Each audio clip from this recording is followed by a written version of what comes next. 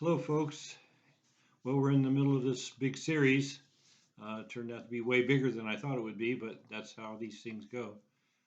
We're fitting election into the bigger picture of what God's doing here, and um, and so we're going to title this part of it Abraham's blessing, and we're going to recognize that Abraham was chosen. He's elect. He's elected by God to be the father of many nations. So we're going to see that in as we go through this passage here, when God is speaking to Abraham, he's choosing, he's electing Abraham for a special job. And Father, if we look back through the scriptures before this, Abraham is just one of a line of men who were selected. So we think about Noah. Noah was selected to build the ark. We think about Enoch. Enoch was chosen to walk with God and to be in a very special relationship with God, and from that we get a special book information that other people in the New Testament used. We get his witness. Uh, Adam was chosen uh, to to start a wonderful ministry that Jesus ended up fulfilling. Um, Jesus is called the second Adam, and he's going to do what Adam failed to do. And so we see that different people in history are chosen. So this blessing, this choosing of this blessing, is going to pass from Abraham to Isaac to Jacob and then to Jacob's offspring, and which will become a nation. And so we're going to look at, in regard to the nations, how this blessing turns out. So we're going to do a little review. We talked about the nations being in the mind of God in a slow, progressive um, development of the nations that was described in Genesis chapter 10. And in Genesis 10, they were given a land, they were given a family, and according to the language, they were given a language. Um, the language hadn't been dispersed, it hadn't been separated yet, and and so that was the original description of the choosing of the nations. Now we're going to get more information in chapter 11, but we're going to see what God's purpose was in creating the nations. So nations was God's idea. The Noah and his kids, when they came onto the earth, they had to come on with a new plan because the last plan had fallen apart. Um, and God had, in his words, repented of making man. He had changed his mind that this is going to have to start over. And so he had to destroy the whole race of people that was there on the face of the earth and the animals. And Noah and his sons and their wives were the only ones that made it through. So in that going to plan B kind of thing, uh, now God is going to make nations. And he's going to say in Acts chapter 17, verse 26, and we've seen this before, but we'll review it. He made from one every nation of mankind to live on all the face of the earth, having determined their appointed times and the boundaries of their habitation. So when he says appointed times, at different times in history, each one of these nations will become like significant, or exposed to more inspiration or more revealing or more influence from God. And so we see the nations kind of rise and fall, and so this is God's idea, and then he has a reason for that, and the reason is that they would seek God, if perhaps they might grope for him and find him, even though he is not far from each one of us.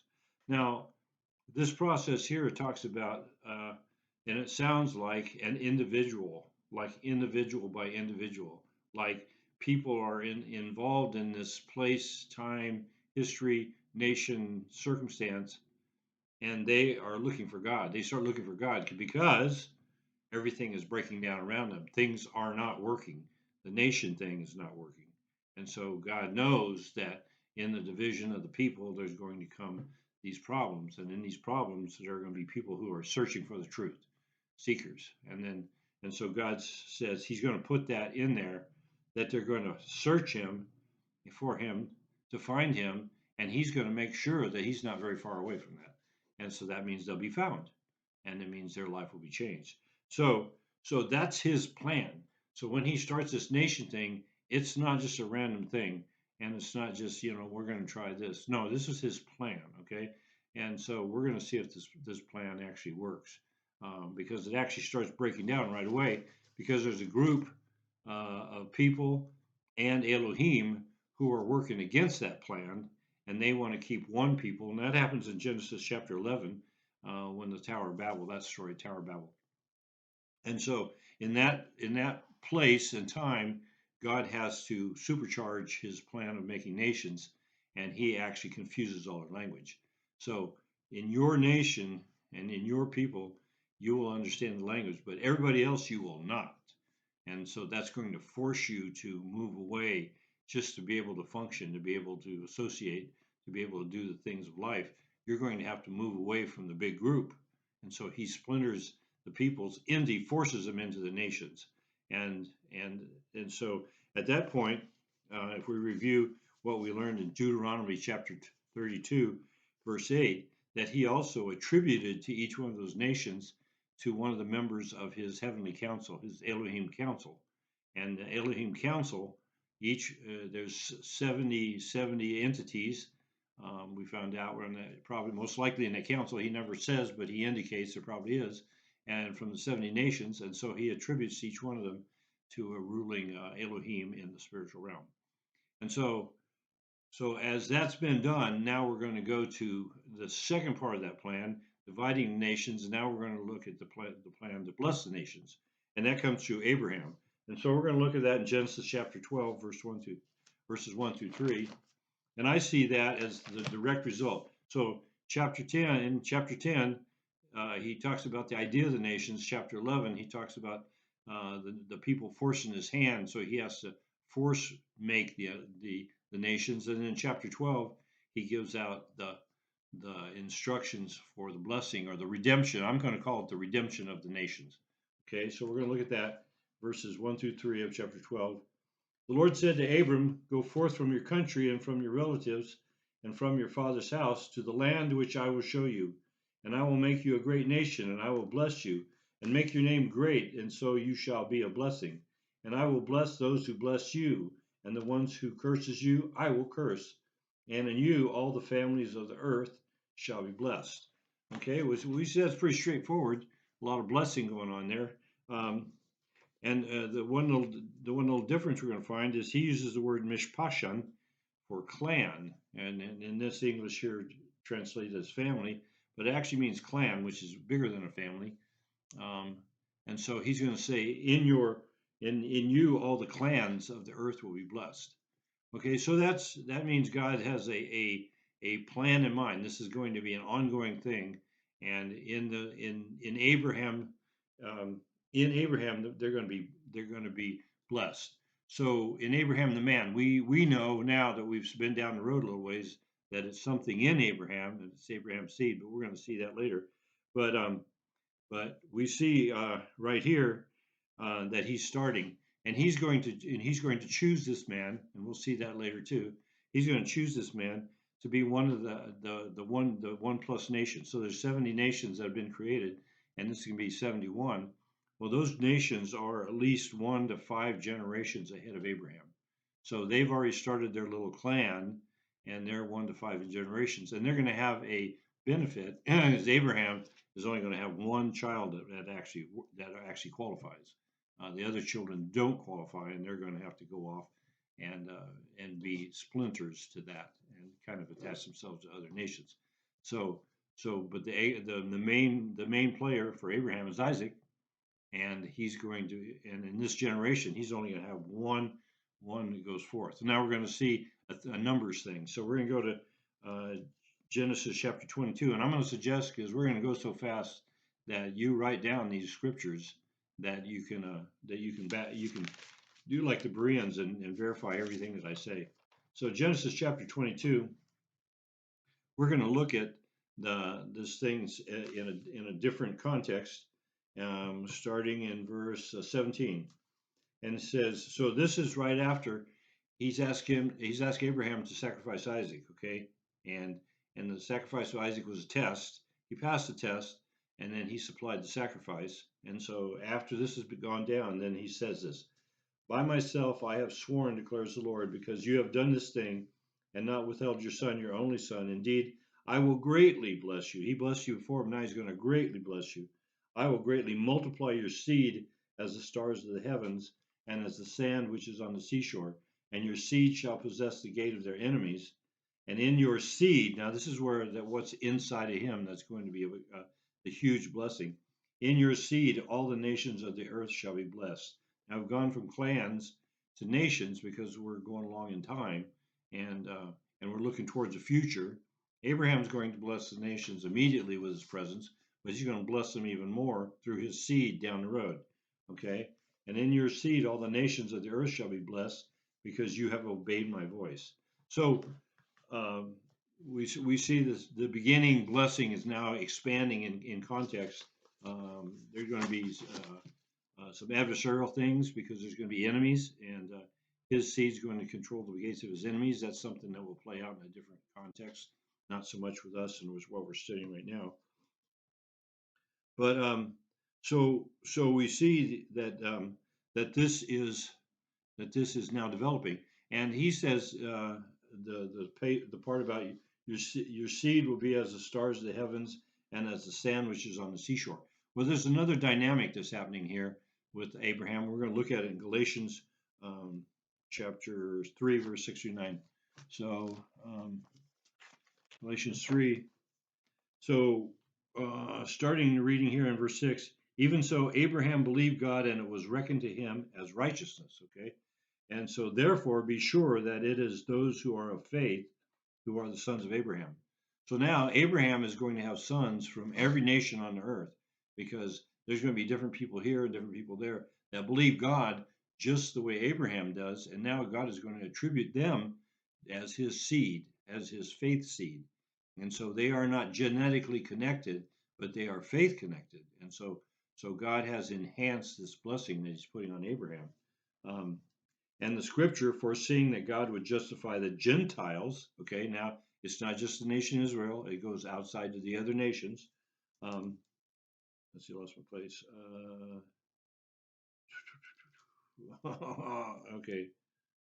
And would justify the Gentiles by faith, preach the gospel beforehand to Abraham. So now that's an actual preaching of the gospel that we're living on today, saying all the nations shall be blessed in you. And we'll find out later in another study exactly what that means. Okay, and all the nations shall be blessed in you. So then those who are of faith are blessed with Abraham, the believer.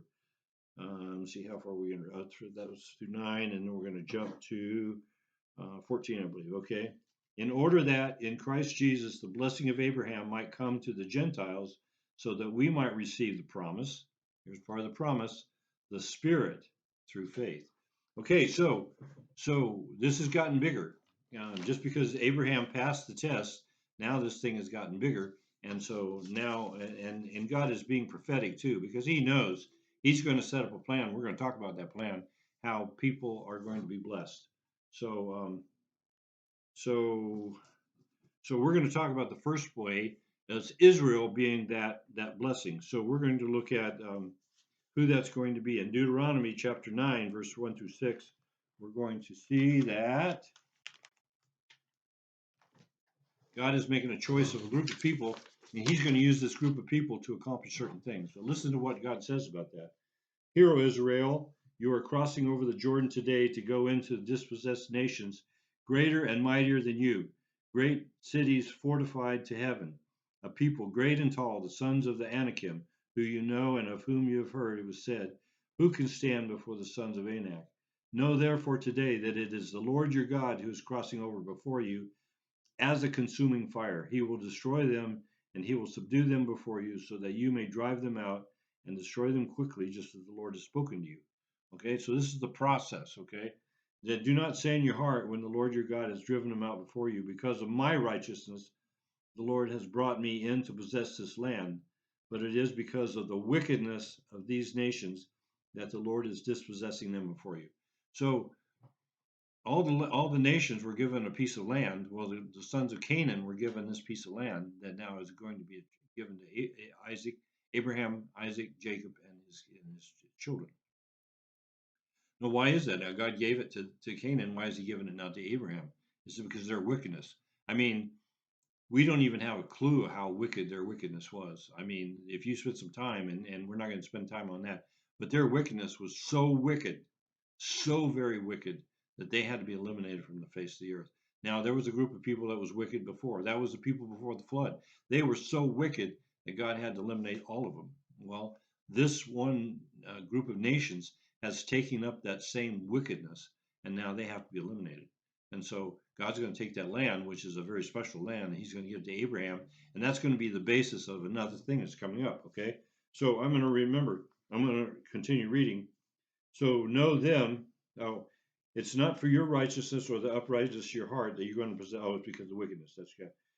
In order to confirm the oath which the Lord swore to your fathers, to Abraham, Isaac, and Jacob. See, He already knew back then that things were going south in this land. So He gave this land to Abraham. He gave this land to Isaac. He gave this land to Jacob. And this is a couple hundred years later. He's now given it to the nation Israel. Okay, and so then there's a couple of things that we need to understand about this, and we're going to see that in verse 24. In 24, you have been rebellious against the Lord from the day I knew you. So Israel, as a nation coming out of Egypt, has not been friendly toward the Lord. They've been rebellious. Okay, verse 27.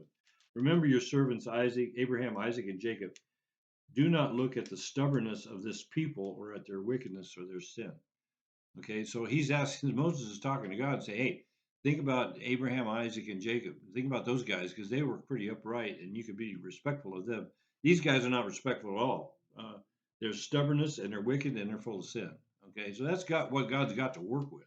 Okay, and then in verse 29, yet they are your people, even your inheritance, that you have brought out by your great power and your outstretched arm. So this is what God is chosen to work with. He's going to work with these people, even though right from the beginning they are not good candidates for what's going to happen. Okay, so that's going to be a premonition of things that are coming. So that's who we're going to be working with. So how are we going to work with them? How is God going to take this group of people and work with them and accomplish the blessing to the nations that He wants to accomplish? Okay, that's an important thing. Well, we go to Leviticus chapter 26 to see that. So in Leviticus chapter 26,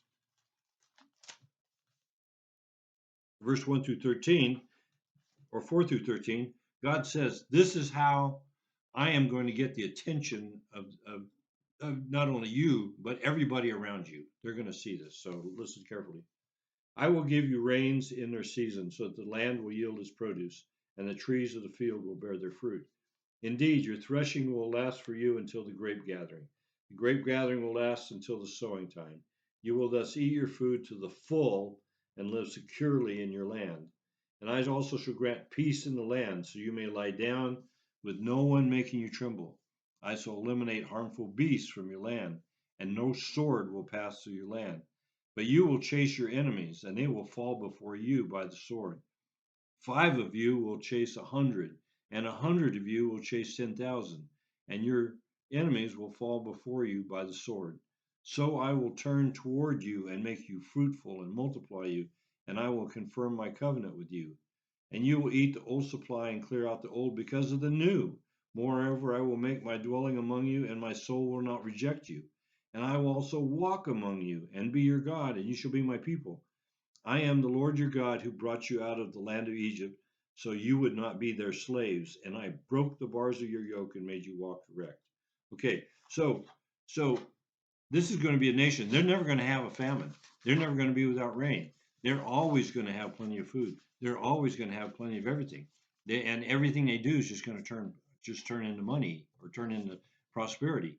And not only that, he's going to be right there with them. I mean, he's going to be right there walking around them. And the nations are going to look and say, look, our God's these little things. We set them on the shelf and we pray and put a little money in their mouth and stuff like that. And he said, those guys, their God walks around with them. I mean, this is baloney, this little thing we got. And look over there, look what they got. And so they are going to attract people. In fact, all the laws are set up that when you come into uh, Israel and you're a foreigner, all the laws are the same with you. You're not discriminated against. They're not going to treat you differently.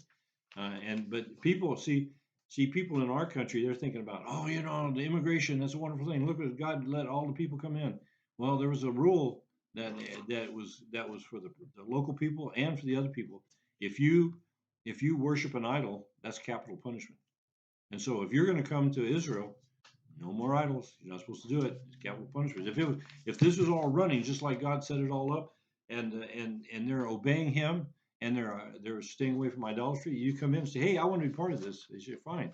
All the rules that apply to us apply to you, but you cannot bring your gods. Leave them outside. You want to go do something with them? Go over there. You don't do it here, because that's capital punishment. And if you even just start talking to people about how good your God is, well, that's capital punishment right there. It says in the Bible, if you hear somebody enticing people to go commit idolatry, those people are committing capital crime, and they're going to be put away. And so people that were there were going to be God worshippers, and so the place of the people where the God worshippers are, they're going to be blessed. I mean, it's just they won't have any problems. And we could go to Deuteronomy and see the same things, and they're going to be blessed like 6 different ways after what I've just read. And so, but we got to get through this lesson, so we're not going to look at that. So what's God's methodology? You're going to see that in Exodus chapter 19. So we're going to find that Exodus chapter 19. Exodus chapter 19, and starting in the middle of verse 3, God's going to start talking to the people.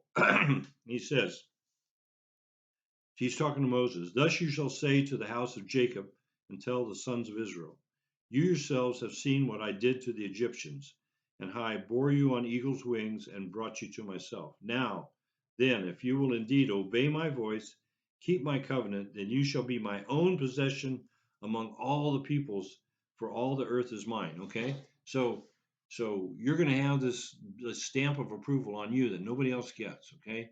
And now here's the special part of that. And you to be to me a kingdom of priests and a holy nation.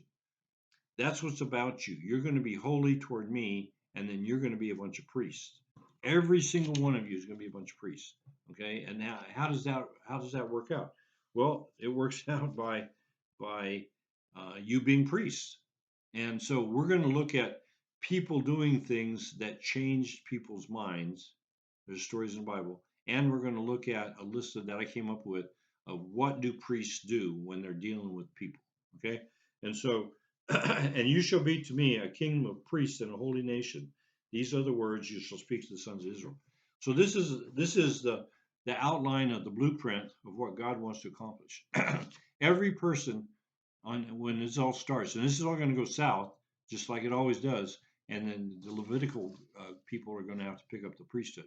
But the original plan, and what we're talking about is the original plan. What is God's plan, and how's He going to change the nations?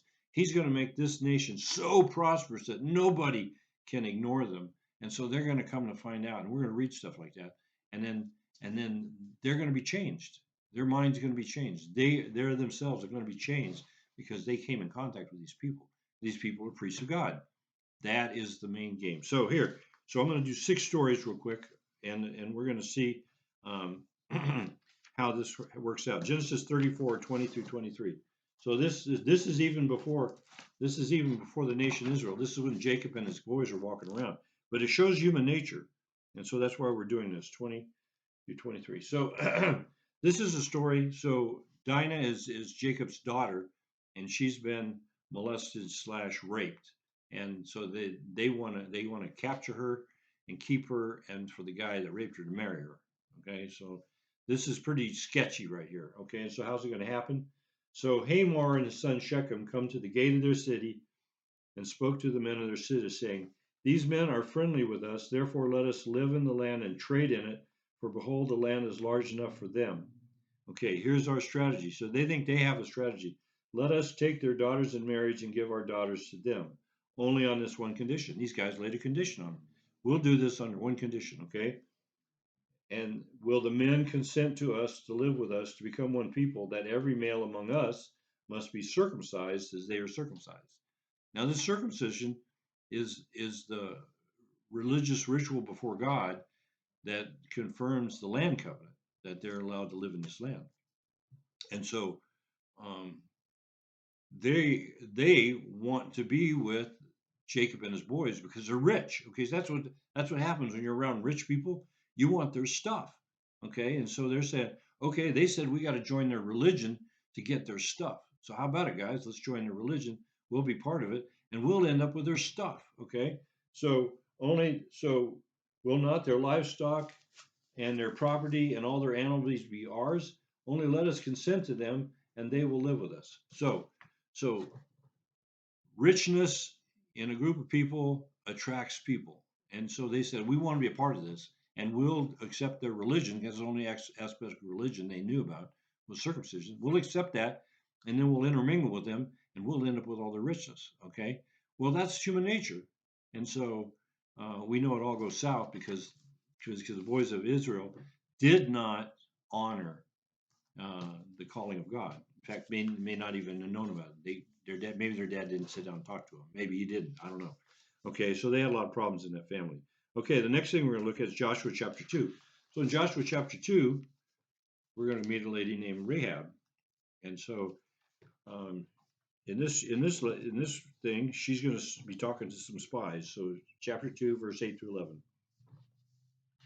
Now the spies, before they lay down, she came up to them on the roof and said to the men, I know that the Lord has given you the land, and that the terror of you has fallen on us, and that all the inhabitants of the land have melted away before you. For we have heard how the Lord dried up the water of the Red Sea before you when you came out of Egypt, and what you did to the two kings of the Amorites, who were beyond the Jordan, to Sihon and Og, whom you utterly destroyed. And when we heard of it, our hearts melted, and no courage remained in any man any longer because of you. For the Lord your God, he is God in heaven above and on earth below. Oh, wow. Okay, she's just been watching, and just by watching how these people deal with their God, she's now, wow, I'm a believer. I want to be part of this. Okay, and so they promised to her in verse 14 it says, it shall come about when the Lord gives us this land, we will deal kindly and faithfully with you. Okay, so as an extension of our God, we're going to let you be a part of what we're going to do because you recognize the goodness of our God. Okay, so that's some of this priesthood stuff going on. These people are being affected by God, and these other people see the affection, and they say, "We want to be a part of that powerful God." And we know it's not smart to mess with you. Okay, so the next story we're going to look at is First King. No, we're going to look at Ruth. So we're going to go through it chronologically. Okay, so here's Ruth. Okay, and Ruth, we know the story of Ruth. She marries a Jewish guy, not a Jewish guy. What are they? Benjamites. She's going to marry a Benjamite. Okay, Ruth's going to marry a Benjamite, and her husband's going to die, and so her mother-in-law says this to her. Okay, we're looking at, here we go, 8-9. And Naomi said to her two daughter-in-laws, "Go, return to each one of you to your mother's house. May the Lord deal kindly with you, as you've dealt with the dead and with me. And may the Lord grant that you may find rest, each in the house of her husband." Then she kissed them, and they lifted up their voices and wept. Okay, so they've been married. They've been part of a Benjamite household, and now it's gone because all the guys are dead. And so she's saying, "Go back to your people. Go to your people, the people you grew up with." And so Naomi gives them that option. And so we're reading verse 14. And they lifted their voices and wept, and Orpah kissed her mother-in-law, and she left, of course. And Ruth clung to her, and she said, "Behold, your sister-in-law has gone back to her people and her gods." Now, gods and people are all linked up in this Old Testament because that's how people think, and that's how things really are. Okay, we might not think that, but it really is that way. Okay, so we see people coming into our country. Guess what? They're bringing their gods with us. They're with them, and so at some point that has to be dealt with. Okay, so so um, so she's telling her to go back. And Ruth said, "Do not urge me to leave you or go back from following you. For where you go, I will go. Where you lodge, I will lodge. Your people will be my people, and your God will be my God." Now, why would she say that? Because she's lived with her people, and she's lived with these people. And she has seen their God, and hers God, and she has seen their God. And she says, I'm going to walk away from all that. I'm willing to walk away from all that and walk into something new. So that's the priesthood of the people. When everybody's acting as a priest, they affect people and change people. And now she's willing to accept being an Israelite, even though might be an outcast, but she's willing to accept that better than being with her own people. And she wants to accept her God. And if you know the gods of the Moabites, he's a nasty God, and she didn't want any part of that. Okay, so where you die, I will die, and there I will be buried. Thus may the Lord do to me, and worse, if anything but death parts you and me. And so she's willing to put her her future in God's hands. You can see that she says that very thing. Okay, so that's the story of Ruth. So in First Kings, we'll see another story. So First Kings, Queen of Sheba. Okay, she's a pretty famous person, and let's look at her story. Okay, Queen of Sheba. We're gonna do verse 1. The Queen of Sheba heard about the fame of Solomon and the name of the Lord. She came to test him with difficult questions. Okay, so so here's the people that seem to have all the answers. In my country, we don't have the answers. Those people have the answers. And look, they're rich. Okay, and so she comes to him, and this is what's going to go down. Verse 3. Solomon answered all her questions. Nothing was hidden from the king, which he did not explain to her. And when the queen of Sheba perceived all the wisdom of Solomon, the house that he had built, the food of his table, the seating of his servants, the attendance of his waiters, their attire, his cupbearers, his stairway by which he went up to the house of the Lord, there was no more spirit in her. I mean, she was, this is like Matthew, those who poor in spirit. She came pretty proud, but now she's totally humble.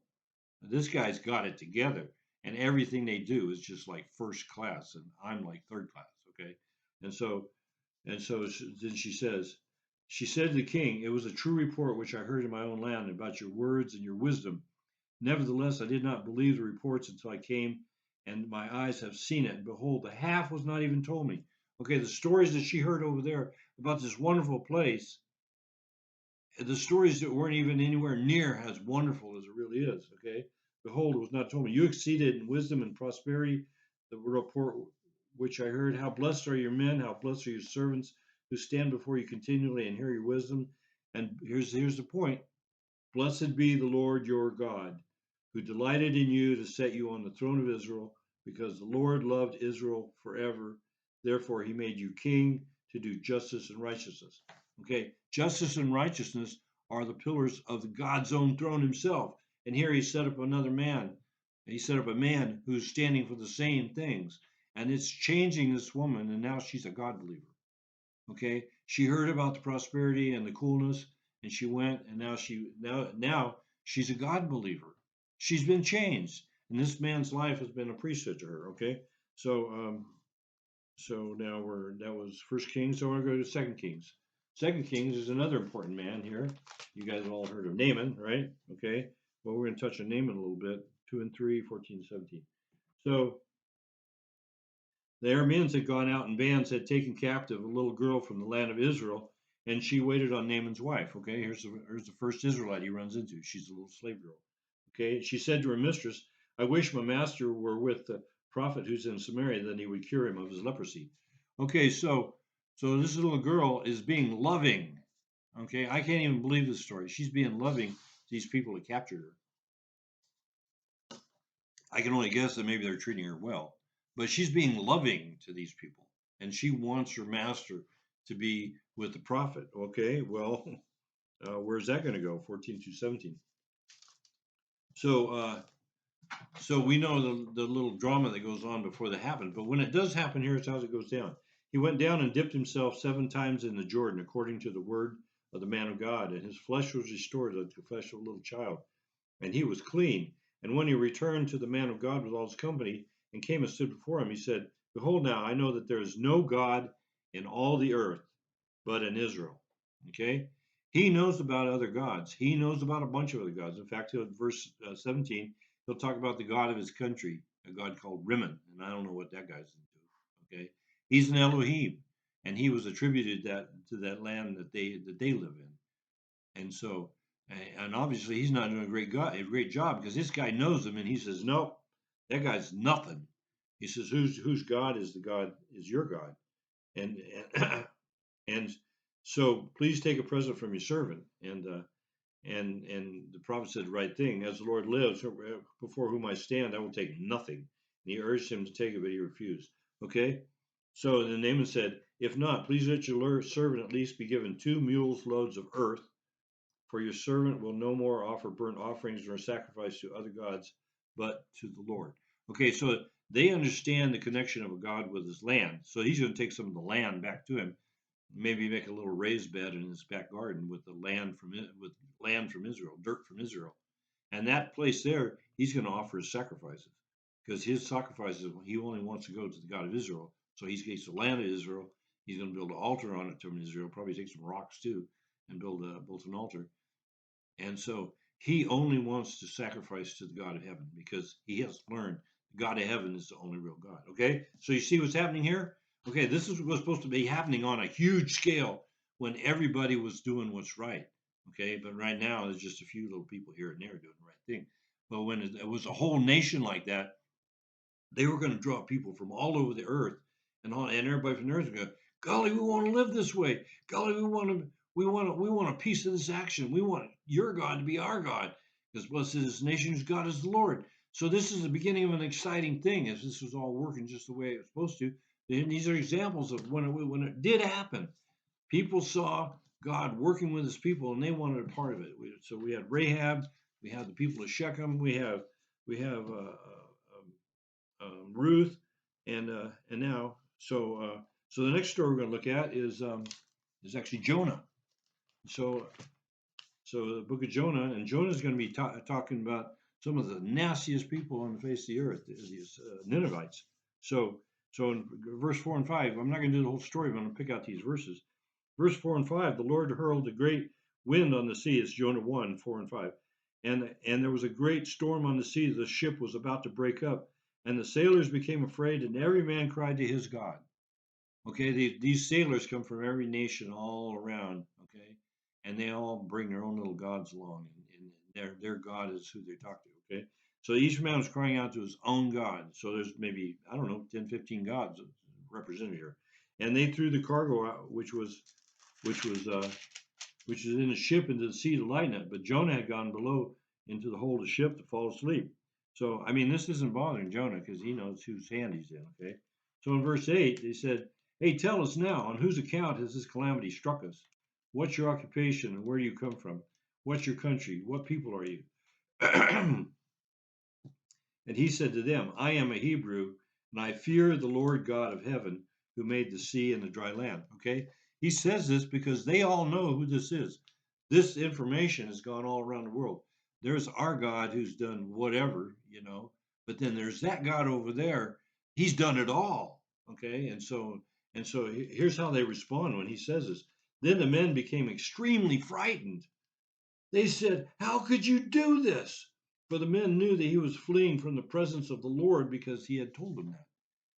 They said, our God, he's just a small fry thing, but you're running away from the God who made heaven and earth. Good grief, what kind of idiot are you? They're saying. This doesn't make any sense. If we were in your place, we wouldn't be doing this nonsense. Okay, you're endangering everybody.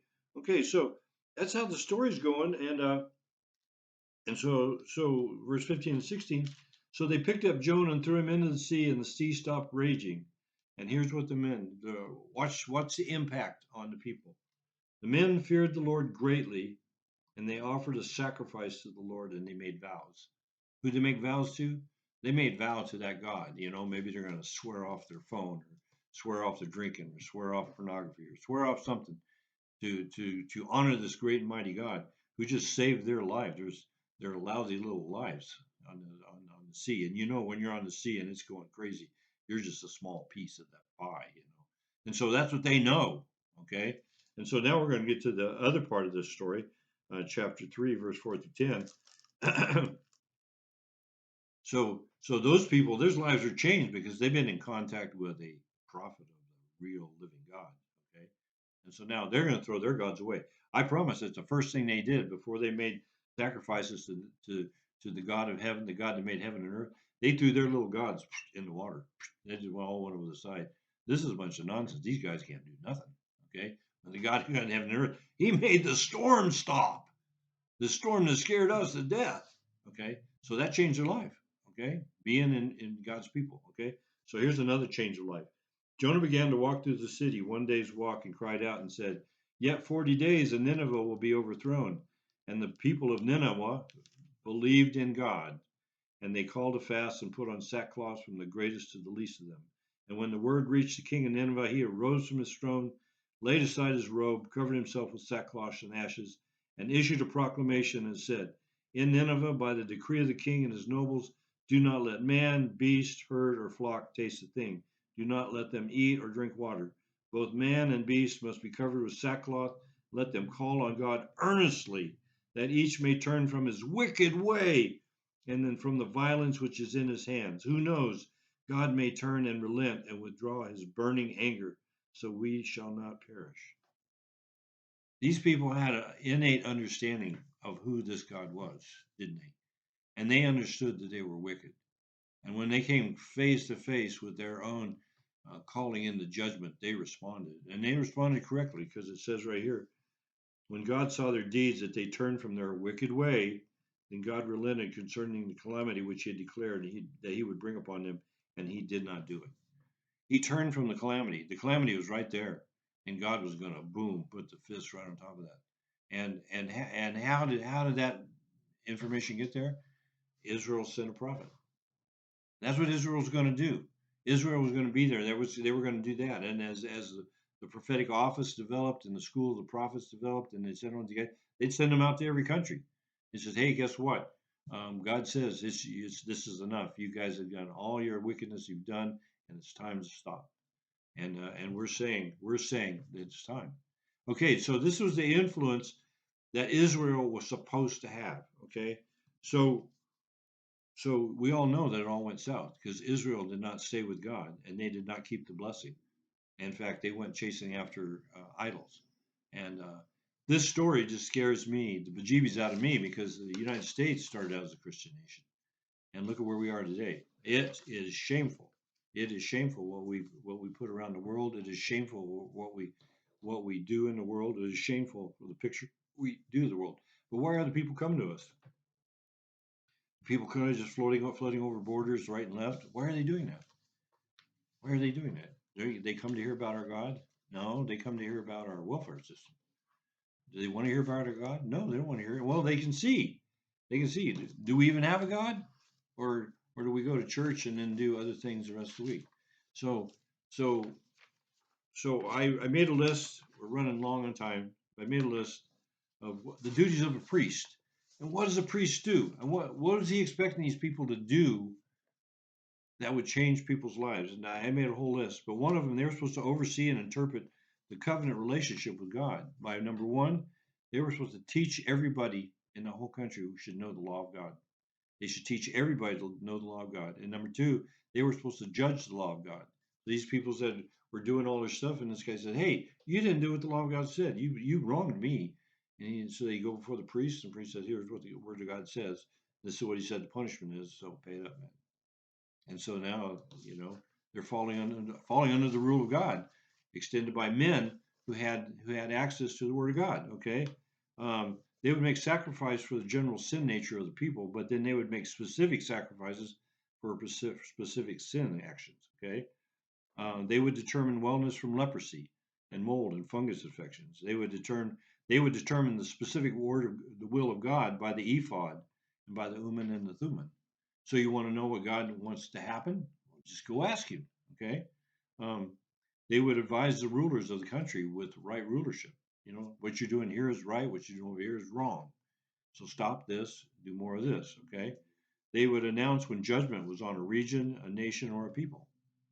Okay, you guys have messed up. Guess what? You're not getting any rain, and you guys are going to be begging for bread. Okay, they would perform the religious ceremonies: baptism, circumcision, anointing, prophetic utterance, praying for, perhaps even into the healing, because we saw that Elisha was doing healing with Naaman, and so far that was the natural expression. This is the schools of the prophets. They got into their worship music, so they have later they're having musical worship. Um, and so people would be coming for that. Okay, and God said, I want the outside court of my temple. So He's going to build a great big temple, The whole outside court is going to be for the Gentiles so they can pray to me. And when they pray to me, I'm going to answer their prayers. That place is supposed to be for the prayers of the people. And not only that, there should be priests walking around out there saying, hey, brother, what are you here to pray about? He goes, well, my wife's sick. Well, let's do that together. I know the God of heaven. He's going to heal your wife. So they get down and pray together. And so it would, I mean, just if you visualize and imagine that, you just get excited. You get excited. These people, I just came 400 miles riding on the back of a camel. Oh, boy, that hurts my, what. And he says, and now I'm here. I'm going to pray to God until my wife is better. He said, well, let's do it together. Let's just do it right here together. Okay. And so that's what the promise of the presence of God in Israel was supposed to mean to the whole world, every nation in the world. And they just blew it. Oh, they just blew it big time. They just blew it big time. But guess what? That's the same promise that God's laid on the church, and we're going to see how that plays out in the next lesson. So God bless you all. Sorry this ran a little long, but you can see this is very important stuff. And so we got to let our imagination, let the Spirit of God speak to our hearts, and the Spirit of truth guide us into the next part of our life. So God bless you all, and we'll have more.